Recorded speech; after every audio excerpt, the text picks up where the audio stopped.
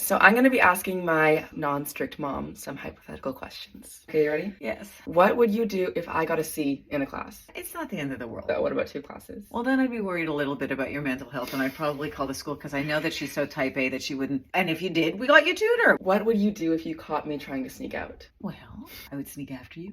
No, I'm joking. I'd be pissed You'd be because you didn't tell me because you weren't honest. Yeah. What would you do if you and Dad were out of town and I hosted a party without telling you? That would probably be one of the worst things you could do. What would you do if you caught me trying to sneak someone into the house? Did you ever try and sneak someone into the house? I'll take a pass. You'll take a pass.